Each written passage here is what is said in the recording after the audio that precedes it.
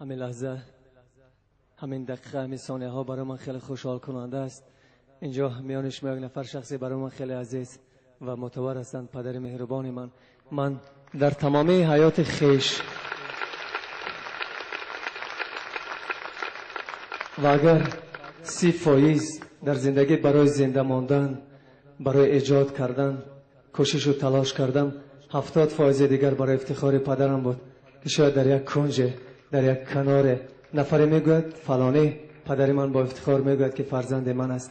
و من خیلی افسوس میخورم که امروز پدر من به یار آمدن، با حال دلافگار آمدن، ولی به هر صورت خوش آمدن، قدمشان بالای دیده.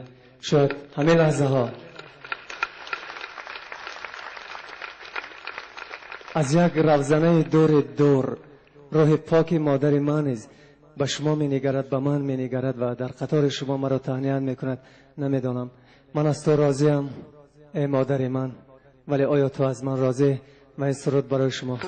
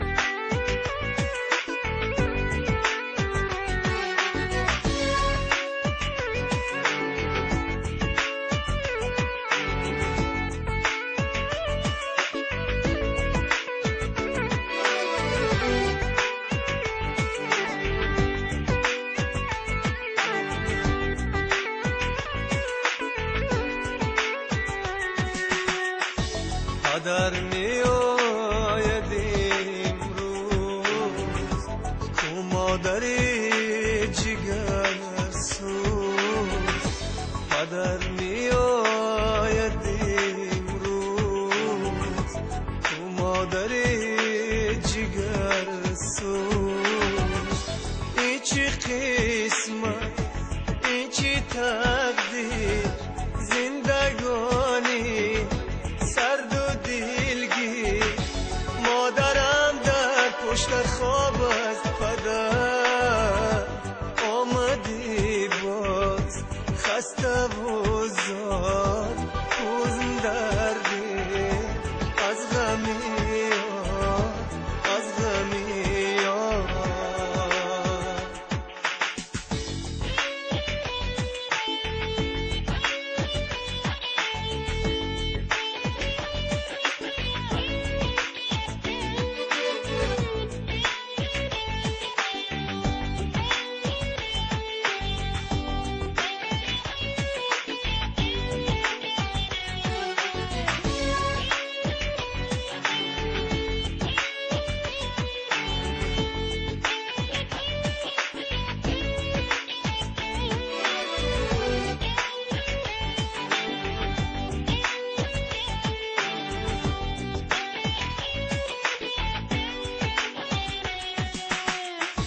بالای دیده جایم من میمیرم برایم، بالاست از دو دنیا یک کف مرا دعایم.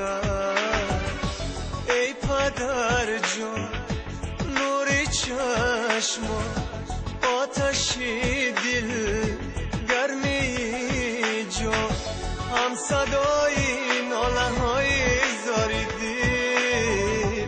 زنده باشی در دل من ای چراغ منزل من، منزل من.